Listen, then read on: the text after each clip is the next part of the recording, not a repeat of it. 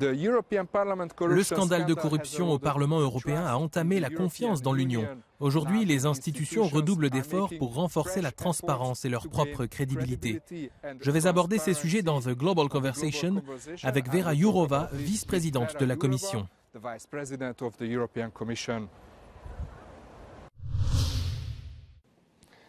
Vera Jourova, merci beaucoup d'être avec nous sur Euronews. 6 mois se sont écoulés depuis l'un des plus grands scandales de corruption dans l'histoire de l'Union européenne. Et selon les derniers sondages, la majorité des Européens, 60% d'entre eux, sont mécontents de la manière dont l'Union s'occupe de la corruption. Cela vous surprend-il ? Cela ne me surprend pas, mais en même temps, cela me pousse encore plus à agir dans ce domaine. Et peu importe où le scandale est apparu, il a concerné l'une des institutions.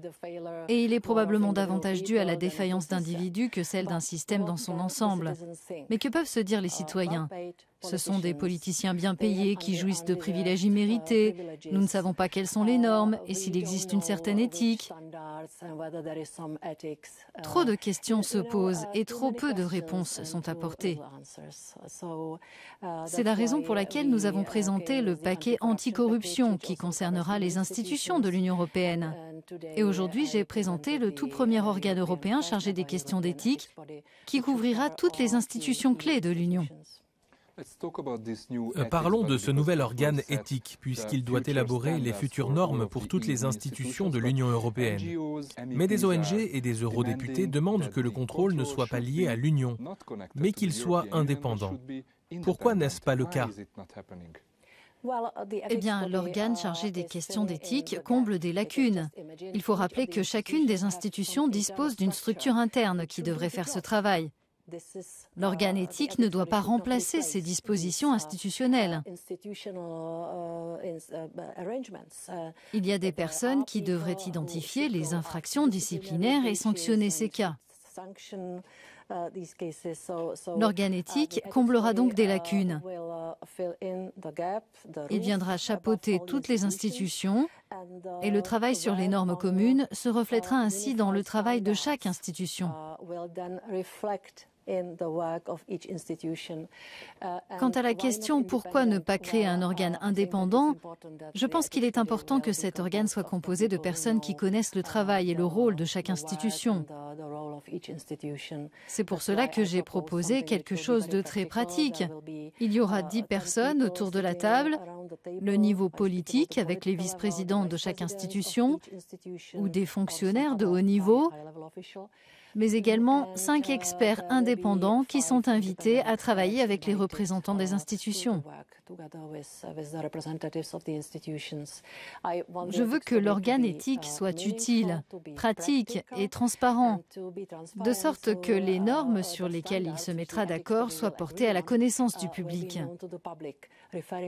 Pour revenir à votre première question, à savoir ce que les citoyens peuvent penser de nous, ils doivent connaître les règles concernant les voyages, les cadeaux, les déclarations de patrimoine et ce que les responsables politiques font après leur mandat. Je pense qu'ils ont droit à des normes claires. Par exemple, ces nouvelles normes empêcheront à l'avenir un directeur général de la Commission de prendre un avion ou de séjourner dans un hôtel aux frais d'acteurs étrangers comme le Qatar. Franchement, je ne comprends pas comment cela peut se produire. Car soit je suis en voyage d'affaires et alors ce doit être avalisé et payé par l'institution pour laquelle je travaille, soit il s'agit d'un voyage privé et je le paye moi-même. Je ne vois pas d'espace pour autre chose. Et je pense que c'est exactement ce que l'organe éthique devrait clarifier et nous devrions nous mettre d'accord sur ce point. Ce sont 9 institutions qui doivent trouver un terrain d'entente sur les futures règles éthiques. Pensez-vous que celles-ci seront suffisamment solides? Et qu'en attendez-vous en termes de contenu? Pouvez-vous nous donner quelques exemples? Elles devront être plus élevées qu'aujourd'hui, j'en suis convaincue. Et bien sûr, si l'on considère ces 10 institutions, car je compte aussi la Banque européenne d'investissement, nous sommes donc 10 ensemble, évidemment, il faudra que toutes les institutions y souscrivent et deviennent des partenaires, mais je l'espère. Nous fixerons des normes élevées pour ce que j'ai mentionné. les déclarations de patrimoine, les cadeaux, les voyages, les activités post-mandat. Et il se peut que l'organe éthique fixe des normes qui soient moins strictes que celles qui sont déjà en place dans certaines institutions. Je vais vous donner un exemple, comme vous me le demandiez. Il concerne les banquiers. Nous devrions avoir la Banque centrale européenne et la Banque européenne d'investissement au sein de cet organe. Eh bien, il existe déjà des règles très strictes pour les membres de ces organes en ce qui concerne les déclarations de patrimoine. Pensez-vous que les 700 eurodéputés sont également en phase avec cet objectif d'imposer des normes plus strictes?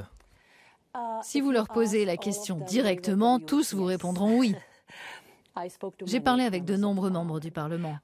Évidemment, le Parlement est une institution particulière. Ce sont des personnes directement élues. Il y a toujours un débat sur la liberté que leur donne leur mandat ou leur immunité. Il est parfaitement légitime de débattre de tout cela. Mais en même temps, il devrait y avoir des normes suffisamment élevées et identiques pour tous les membres du Parlement. Il y a des opinions très diverses selon les différents groupes politiques et je suis prête à en discuter avec chacun d'entre eux. Qu'en est-il des investigations et des sanctions relatives à ces règles éthiques? Eh bien, cela doit rester de la prérogative des institutions qui disposent d'une base légale solide pour le faire.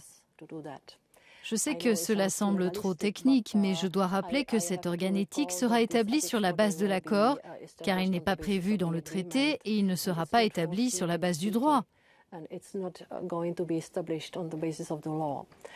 Quand vous travaillez pour un organe établi sur la base du droit, vous êtes autorisé à consulter des documents privés et différents types de supports.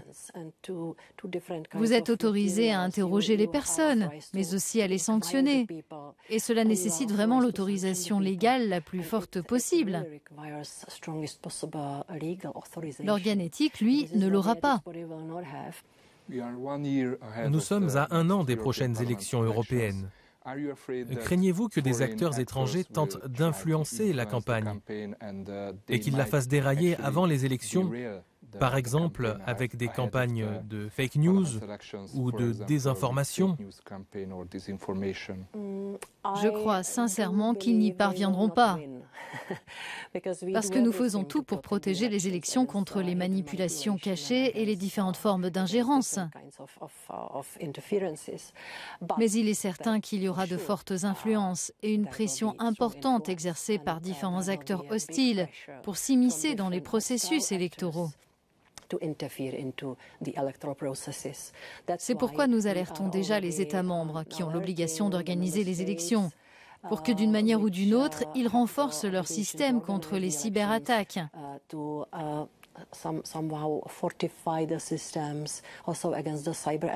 Mais aussi contre les campagnes coordonnées de désinformation.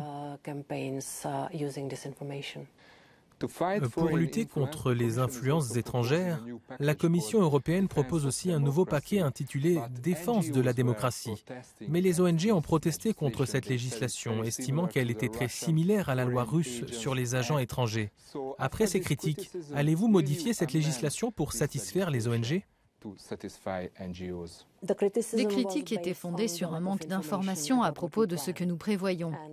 Et je ne critique personne. Je pense que c'est principalement à nous d'informer tous ceux qui pourraient se sentir concernés par ce que nous envisageons. Ce que nous prévoyons, c'est un niveau élevé de transparence sur les transferts de fonds vers l'Union européenne. Et je pense qu'on est loin de la loi géorgienne ou même de la loi américaine ou australienne qui est une loi de justice pénale. Il n'y a pas de mise à l'index, pas de notion d'agent étranger, pas de stigmatisation.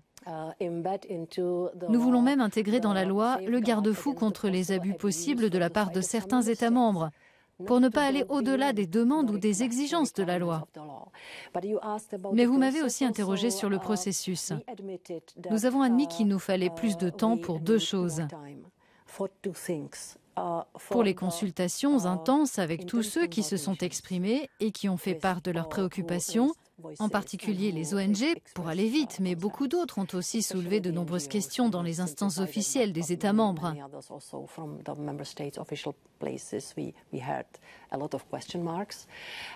Je profiterai de cet été pour mener des consultations sur la base d'un texte déjà très précis, pour que nous sachions de quoi nous parlons.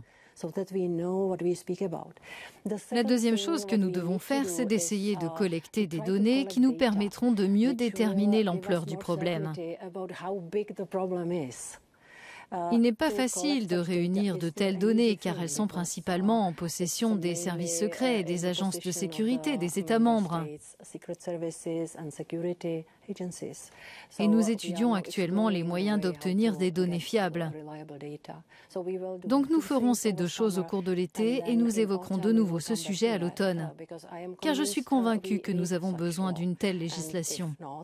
Et sans elle, nous serons le seul espace démocratique à ne pas avoir de législation qui vise au moins à accroître la transparence ou à nous donner une chance de savoir qui est payé par les gouvernements de pays tiers. C'est d'ailleurs la dernière chose que je voulais dire sur le fond, car on a aussi critiqué le fait que cette législation concernera tout l'argent venant de l'étranger. Non, elle concernera l'argent versé par les gouvernements des pays tiers et les organisations d'État. Pensez-vous que les grandes plateformes de médias sociaux en font assez pour lutter contre la désinformation? Car le système européen actuel est basé sur le volontariat et Twitter est en train de quitter ce système. Eh bien, la législation sur les services numériques entrera bientôt en vigueur. Il s'agira d'une législation juridiquement contraignante et stricte qui vise à accroître la responsabilité des plateformes. Il s'agit d'une réaction à un phénomène que nous avons constaté au fil des ans, à savoir que les plateformes acquièrent trop de pouvoir et sont réticentes à prendre les responsabilités qui s'imposent. Nous avions déjà et nous aurons en parallèle le Code de bonne pratique contre la désinformation qui est appliqué de manière volontaire. À l'heure actuelle, nous comptons 44 signataires. Toutes les grandes plateformes, à l'exception de Twitter, y participent. Nous pouvons faire beaucoup avec ce code, mais bien sûr, il y a encore des lacunes. Mais ce que je veux changer, eh bien, premièrement, il faut nous attaquer à la désinformation pro-Russie et pro-Kremlin, car il s'agit d'un cas évident. La propagande doit être supprimée. Nous sommes dans la guerre de l'information et il ne doit pas y avoir de compromis. Deuxièmement, nous voulons que les plateformes fassent de la modération et investissent dans la vérification des faits. Cela ne peut pas se faire uniquement en anglais ou en allemand, il faut le faire dans toutes les langues des États membres. Et ce qui est compliqué, c'est que plus on va vers l'est de l'Europe, plus la pression de la propagande russe se fait sentir. Nous voulons donc que les plateformes investissent dans la vérification des faits dans ces pays. Nous constatons une grande influence de la propagande russe en Slovaquie et sur l'opinion publique bulgare. Nous constatons des pressions accrues sur les communautés allemandes, notamment par le biais d'intermédiaires nationaux. Il s'agit d'un phénomène nouveau quand la propagande russe est reprise par les partis extrémistes au sein de l'Union européenne. C'est une nouvelle étape dangereuse. Il faut donc que les plateformes fassent une meilleure modération. La troisième chose que nous attendons d'elles, c'est de permettre aux chercheurs d'avoir un meilleur accès aux données. Nous avons besoin des chercheurs pour analyser la situation. Quand je dis nous, je veux dire nous, les législateurs. Car j'aimerais qu'Internet et les médias sociaux restent une zone de liberté d'expression. Mon souci est donc de ne pas nuire à cet objectif avec les règles que nous adoptons. Mais pour prendre des mesures proportionnées et nécessaires, nous devons savoir ce qui se passe. Et les chercheurs doivent nous aider en nous livrant une analyse sérieuse. La quatrième chose, et c'est un nouvel ordre du jour que j'ai demandé lundi aux plateformes d'examiner, c'est l'essor nouveau de l'intelligence artificielle générative.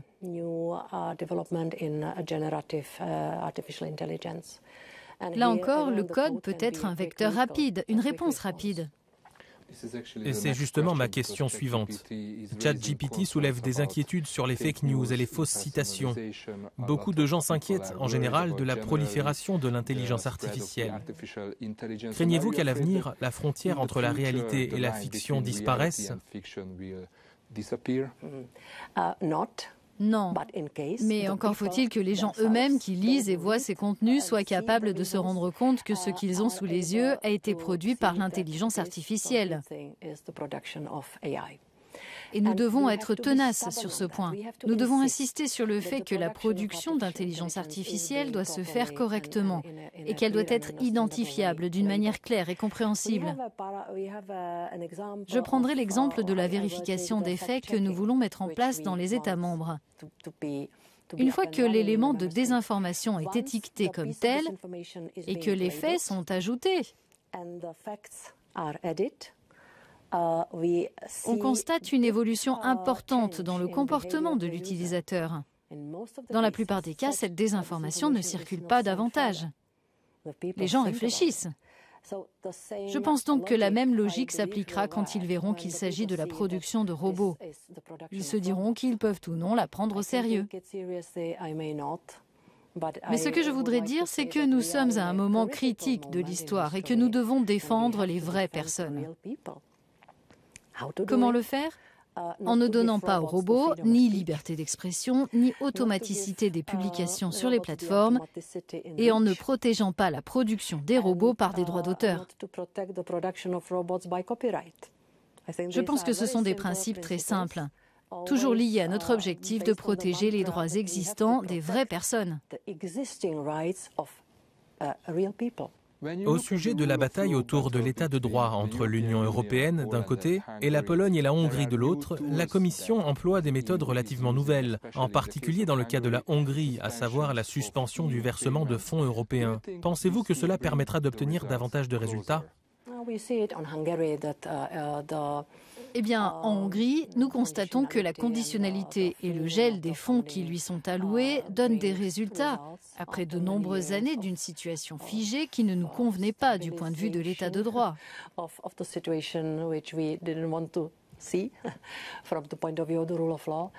Aujourd'hui, nous constatons qu'une réforme de la justice est en cours en Hongrie et que de nombreuses mesures ont été prises pour renforcer la protection des fonds européens. Donc les officiels hongrois font de leur mieux pour nous convaincre que tout va rentrer dans l'ordre dans leur pays.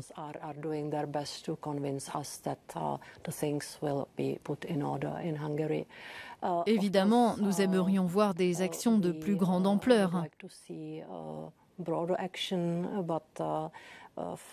Mais pour l'instant, je dois dire que la pression financière est peut-être plus efficace que certaines mesures légales, même si nous devons utiliser tous nos moyens d'action avec les procédures d'infraction et l'article 7. En parlant de procédures d'infraction, la Commission européenne vient d'en lancer une contre la Pologne parce que ses dirigeants proposent une nouvelle législation contre ce qui est présenté comme la pression étrangère, l'influence étrangère. En réalité, de nombreuses ONG et l'opposition craignent qu'elle ne soit utilisée comme une arme politique dirigée contre elles. Quel est votre point de vue à ce sujet ? Nous avons très vite réagi à cette législation.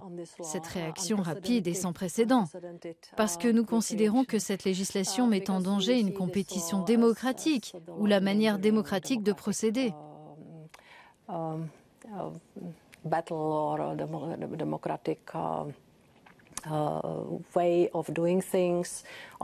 Bien sûr, des élections sont prévues en Pologne, mais même si des élections ne devaient pas se tenir dans un délai si court, nous aurions dû réagir, car c'est une question de principe.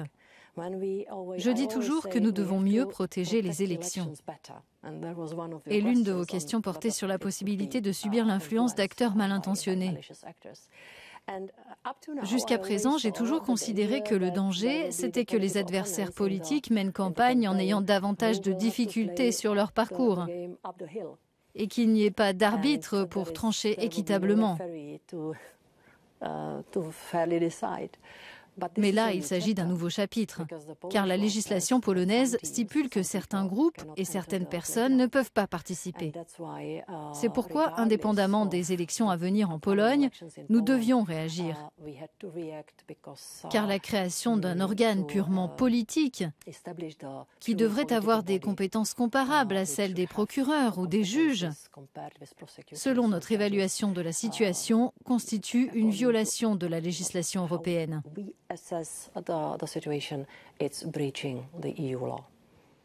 Vera Jourova, merci beaucoup pour cette interview.